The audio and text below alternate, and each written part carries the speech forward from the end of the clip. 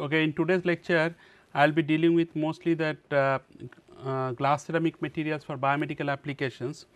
Particularly, I will address the issue that if one changes the base glass composition, how it will influence microstructure, cytotoxicity and antimicrobial property.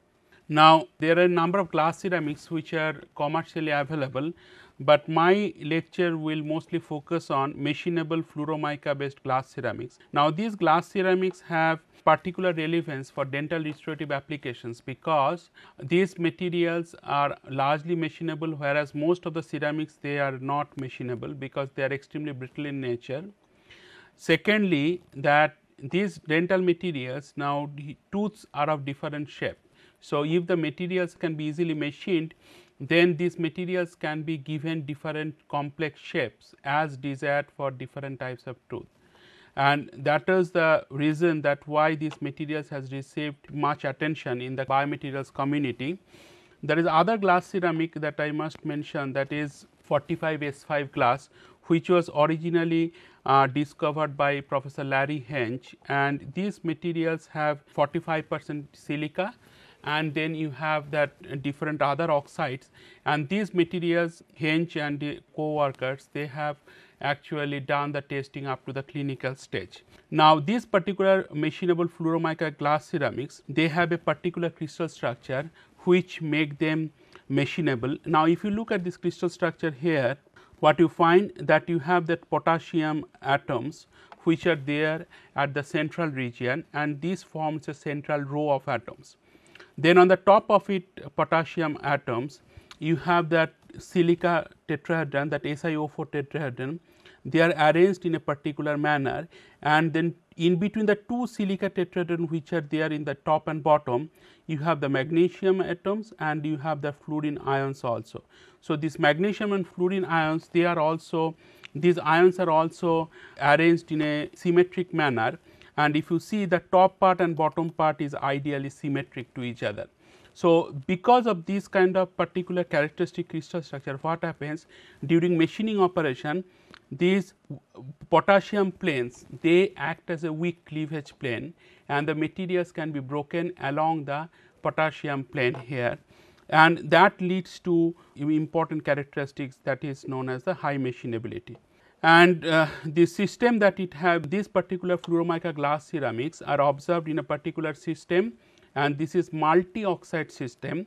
And if you see that multi oxide system like SiO2, MgO, Al2O3, K2O, boron oxide and fluorine. Now, boron oxide one has to add some precursor, and this precursor is H3BO3, that is boric acid, and fluorine you cannot add directly, but again fluorine has to be added to this material via precursor, and this precursor is ammonium fluoride, NH4F or CaF2 calcium fluoride. When you synthesize these materials, first one has to obtain the first and primary step for the glass ceramic production, one has to get the base glass composition. Now, how this base glass is obtained? So, like conventional applying the conventional ceramic processing routes, one has to mix these different precursor powders in a desired ratio, then it has to be molten, and during the melting process all these oxides they are mixed with each other, and this mixed oxide melt when it is cooled to room temperature, and when it is cast, and typically the casting is done in a platinum crucible. Why platinum crucible? Because platinum is extremely inert, it does not participate in any kind of chemical reaction with the other oxides. So, because of the noble nature and because of the extremely inert nature of the platinum, these crucibles are used, and where this molten glass is cast in a particular shape, and then after that once this base glass is obtained, then one has to crystallize, or one has to do the crystallization heat treatment, or this is in scientifically known as ceramizing. Now, ceramizing means that you are actually, base glass is essentially amorphous in nature, and then after the crystallization you expect different volume fraction and different shaped crystals to be formed in the base glass matrix, and then the material which is characterized by base glass matrix, where the crystalline ceramic phase are distributed in different volume fraction or different shape, that material is known as the glass ceramic material. People have observed and people have reported in number of multiple systems that typically glass ceramics have better mechanical properties compared to the base glass. And these better mechanical properties has been possible because of the presence of the ceramic phase in the glass matrix. Now, having said this, this particular glass ceramic, that SiO2, MgO, Al2O3, K2O, B2O3F, adopting different heat treatment procedures, people have been able to develop different kind of microstructures. And these microstructures, if you look at the right hand side, there this microstructure has either it can be randomly oriented interlocked sheet like fluorophosphate mica crystals within the fluorine rich aluminoborosilicate glass matrix. So, this glass matrix is essentially aluminoborosilicate glass matrix, and these randomly oriented crystals are what is known as the trisilicate fluoromica crystals. Now, this is that microstructure of type 1, let us say. That another type of microstructure which resembles more like a cabbage type of microstructure, this actually that cabbage shaped morphology is found in with a slightly different base glass composition. Now, this cabbage actually it exactly resembles more like a cabbage vegetables. So, this crystalline phase which forms, it has like cabbage flower or cabbage leaves, and those kind of morphology it has. So, what I am trying to say here, that within the same or almost similar base glass composition, if you adopt different type of heat treatment, in one case you find random crystalline features, in another case you find more characteristic cabbage shaped morphology. So, the message is that one can adopt different heat treatment schedule, and thereby one can obtain different shape and different volume fraction of the crystals in the otherwise amorphous glass matrix. Now, these are the different types of commercially available glass ceramics of similar base glass composition. Now, commercial trade name is Maker, and where Maker the glass ceramic, the crystal composition is KMG3 AlSi3 O10 F2. Now, if you can see that these particular crystals, they have a very complicated chemical formula, and these type of crystals essentially reflect that they are essentially generated from the base glass matrix, and this base glass matrix has multiple oxides, and because of the presence of multiple oxides, this crystalline phase also has a very complex phenomena. And you can see here, this is like interlock type of mica crystals which are present in an amorphous glass matrix. If you look at this micron bar here, this micron bar is 5 micron. So, typically length of this crystalline phase is roughly around 50 micron or so, whereas width of the crystalline phase is around somewhere 2 to 3 micron. So, roughly the aspect ratio of this kind of crystals may be somewhere around 15 to 20 of aspect ratio. The other things you can see here, that is crystal growth of mica in glass ceramic is essentially diffusion controlled, and this you can see that this is that amorphous phase and where the crystalline phases they are formed, and this is like very high resolution transmission electron micrograph. Now, this to summarize the different properties of the MGC, MGC stands for machinable glass ceramic.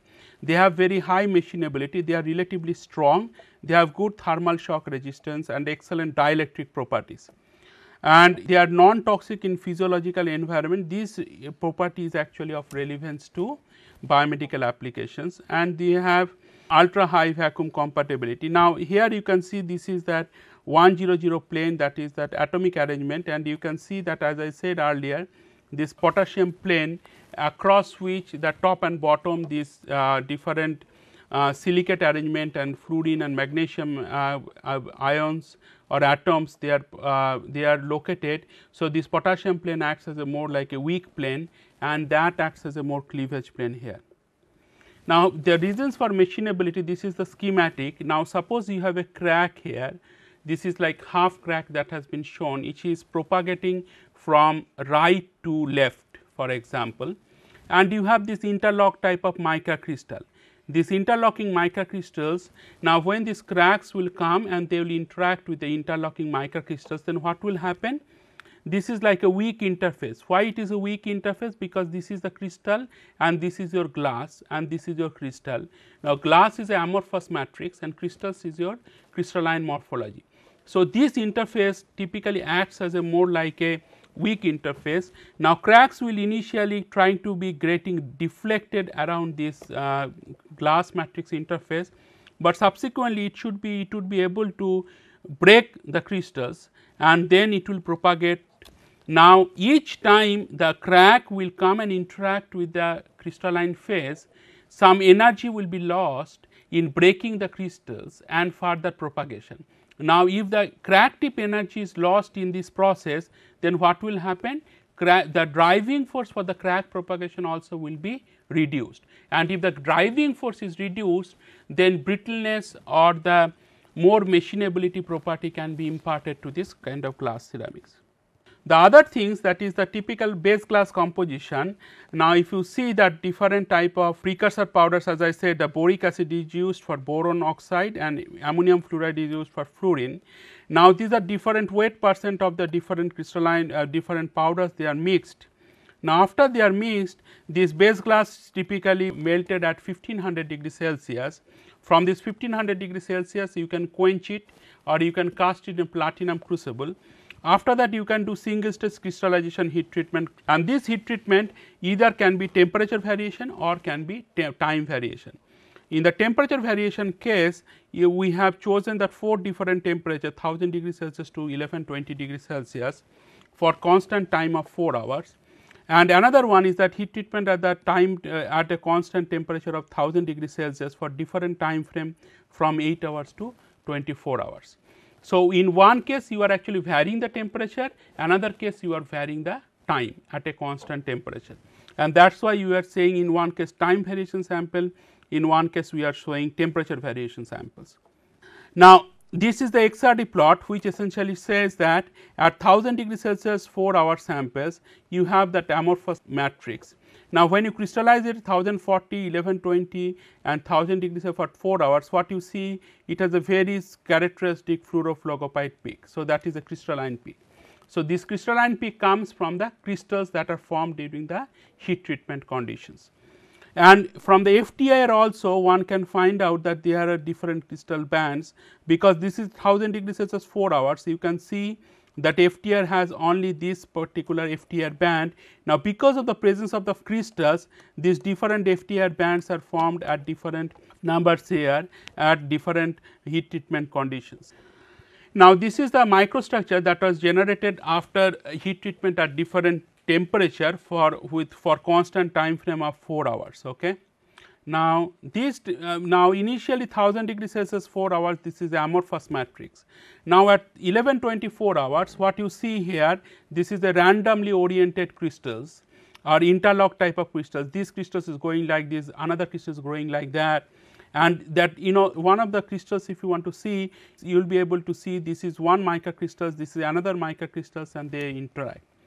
At 1040 degrees Celsius also you will see that different mica crystals, they are growing at different directions. Similar observation has been made at 1080 degrees for 4 hours. So, this is the crystal volume fraction. Based on these ACM images, one can measure the crystal volume fraction, and what you find here at 1080 and 1120 there is no change. So, the crystal volume fraction is roughly around 45%. Whereas, at 1040 degrees Celsius crystal volume fraction is roughly around 58% or so. Now, when you do this heat treatment at different time scale for same temperature, let us say 1000 degrees Celsius, what you see here, you will see essentially the butterfly shaped type of crystals, and these butterfly shaped crystals are what we call spherulitic dendritic type of crystals. They are characteristically formed at 1000 degrees Celsius, and if you increase the soaking time, you can essentially see that somewhere around 25 volume percent to 70 volume percent after soaking for 24 hours at 1000 degrees Celsius, and this is like a systematic increase in volume fraction with time. Now, this microstructure you can see it more clearly here. Now, this is the crystal domain, let us say, and in this crystal domain if you focus that this is a kind of nucleus, and from this nucleus these butterfly crystals, they are growing in different directions, and you can see that a very characteristic crystal morphology here, it is more like a fir tree, or it is more like a tree leaves kind of pattern. Now, you can consider this as a main leaf, and these are like different branches which are formed during this crystallization process. Now, what we believe that during this crystallization process in the base glass, you have this nucleus initially forms, and this when this heat treatment takes place, from this nucleus some solid that this is the nucleus and this is your glass matrix. Nucleus glass interface, some kind of perturbation actually grows, and this perturbation leads to the crystals in different directions, and these crystals are formed, and this main branch of the crystal is what we call primary arm of a dendrite. Now, from this primary arm, the secondary arms they are generated, and these secondary arms they are formed, and if there is sufficient concentration gradient or diffusion field there, from the secondary arm that tertiary arms also can grow. Now, this type of characteristic morphology what we call as a spherulitic dendritic type of growth. Okay. Now, spherulitic type of growth is quite common in many of the glasses, but spherulitic and dendritic growth combination is kind of unique in this particular glass ceramics case.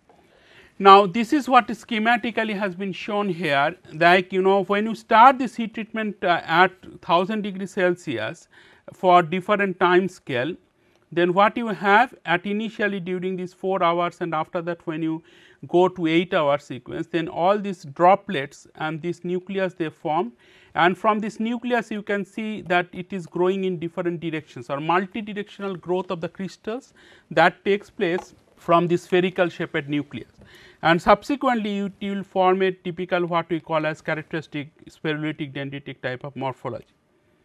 Now, these materials, when we have done this mechanical property characterization, what we have observed that depending on the heat treatment conditions, one can get the hardness something around 5.5 gigapascal, that is the highest hardness, and this 5.5 gigapascal hardness is obtained where at the maximum crystal volume fraction of close to around 60 volume percent.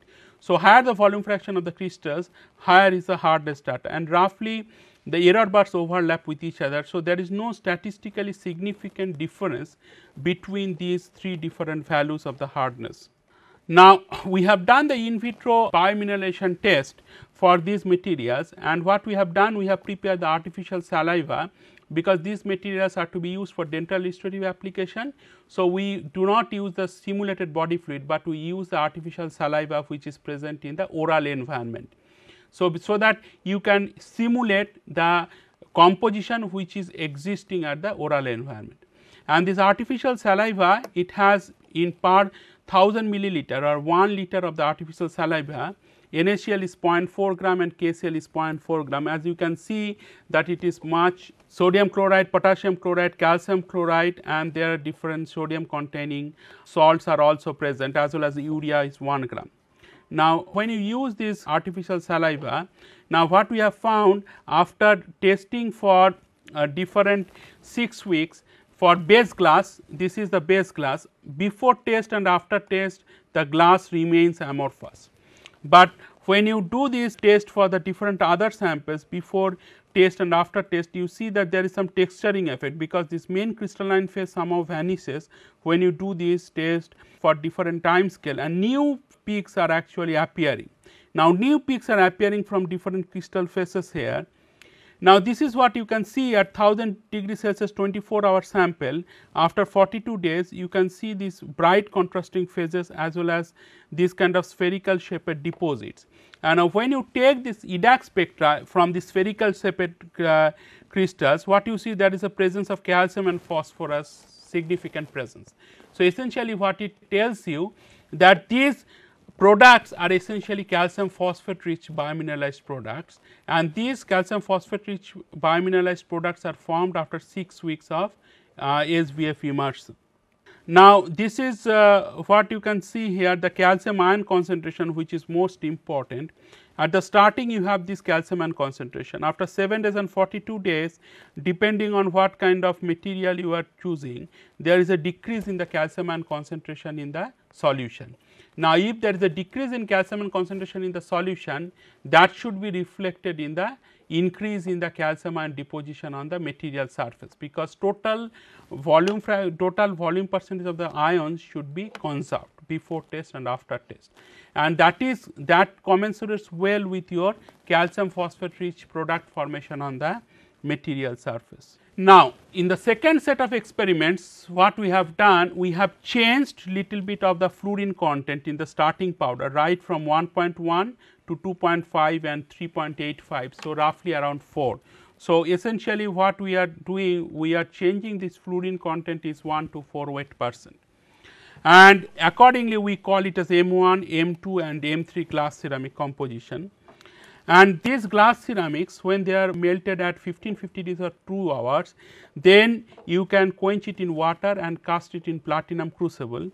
After that, you again remelt this glass ceramic. Why this remelting is done? That is to homogenize the composition, because it has a multi component multi oxide system. If you do not remelt this glass ceramic, all these different oxides, they will not be mixed properly. Now, to ensure that they are mixed properly, you remelt this entire glass ceramic composition, and then you can cast this glass ceramic melt in the platinum. After that, you can anneal these glasses at 610 degrees Celsius. You cut, polish and ceramize the glass ceramics at different temperature, right from 1000 degrees to 1120 degrees Celsius. You can characterize the microstructure mechanical property, and then in vitro property were evaluated. I will go through all these properties one by one. Now, this is the base glass M1 composition, that is the base glass ceramic. Now, if you see the base glass here, this shows essentially amorphous peak, okay, very broad peak, no crystallinity is observed. But the same base glass, when you heat treat at 1000 degrees Celsius for 12 hours, then what you see, very characteristic sharp crystalline peak, and this F stands for fluorophlegophyte.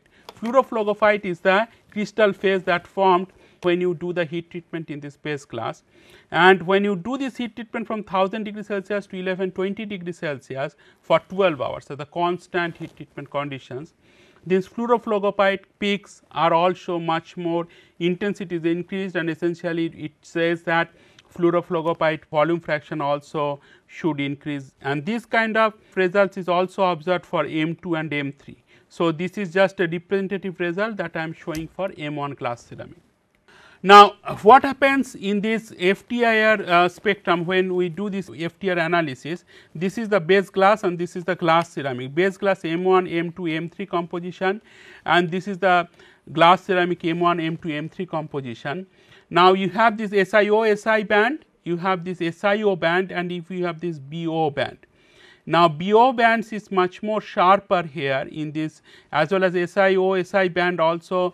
BO band is much more sharper in this base glass, wherever it is much more diffuse and mixed broadened here in this glass ceramic. That is one observation you can make. Other observation is that you have this SiO band is also present, and then there is a combination of the third peak that appears here, which was relatively weak in the case of the base glass. Now, interesting thing that has been observed in this glass ceramics, that one can obtain here much higher volume fraction of the crystals, and this crystalline volume fraction can go up to 58 to 60 up to 70 volume fraction. So, whereas in the earlier case we can obtain only up to 55 or 58%, and most remarkable result that we have got is that hardness of 8 gigapascal. Now, this hardness of 8 gigapascal is very high value as far as the glass ceramic is concerned. Just to give you an example, the steel is mostly fully hardened condition, like when steel is fully martensitic condition, there the hardness is around 7 gigapascal. So, these glass ceramics, this has a hardness which is better than fully hardened martensitic steel also. So, it is really hard, and which is not commonly observed in many of the glass ceramic materials. This is the ACM image of these different Vickers indent that was present on this glass ceramic, and essentially what you see at the 40 gram or 100 gram indent load, you see that this material, that indent has a good shape and then very stable indentation response. Now, this is the summary of all the earlier we investigated glass ceramic materials, and what you see here, that mostly that glass ceramic materials, with some exception of 9.5 gigapascal here, mostly they have a hardness value roughly around 4 to 5 gigapascal or 4 to 6 gigapascal. In our case, we got in the M1 composition 8.2 gigapascal, which is quite good value. In most of the cases, people have not reported the combination of strength and elastic modulus value.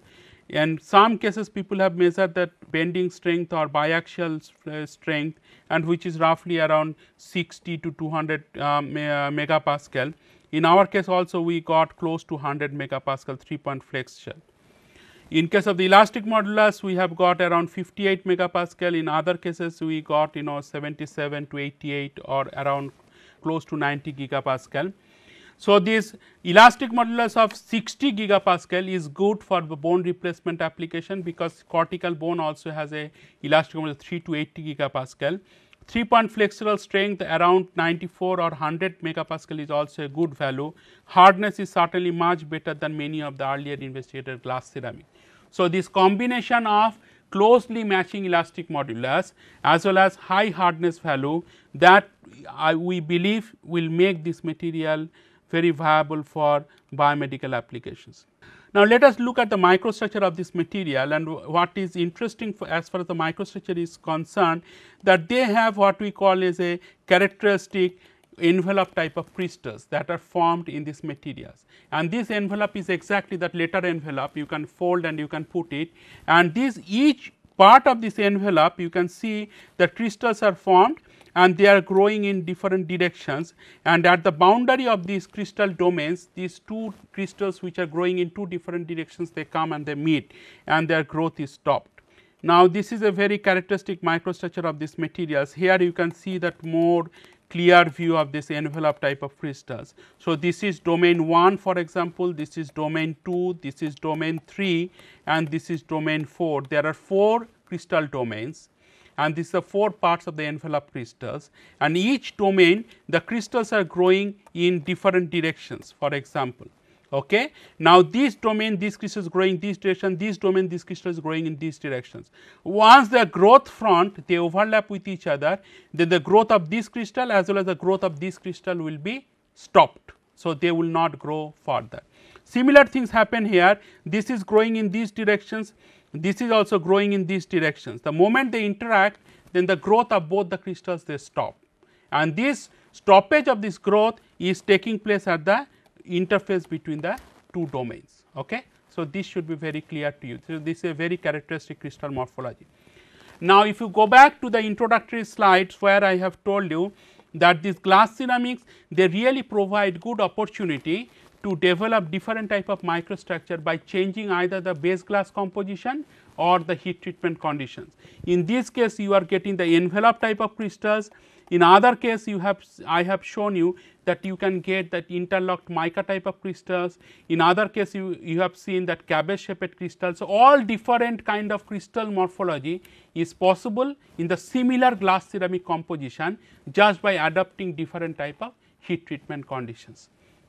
So, that is the major message I thought that I want to share with you. Okay. These materials we have done the biomineralization test, and this biomineralization test after 6 weeks, what you see here, this is like calcium phosphate rich layer formation. You can see that calcium and phosphorus speak very clearly, and this calcium phosphate rich dense layer that forms, and this is like spherical aggregates, and these spheres is of 2 micron in size or so, and then you can see they are like they form a continuous layer here, and you can see after 3 weeks also this calcium phosphate rich layer formation starts. Now, as I said earlier that this kind of calcium phosphate rich layer formation is essential for good bioactivity property of these materials. So, once this calcium phosphate rich layer forms, then this material when it is implanted in the body, then it will be quite good idea that this that a biological response of the human tissues to this kind of materials would be much more positive.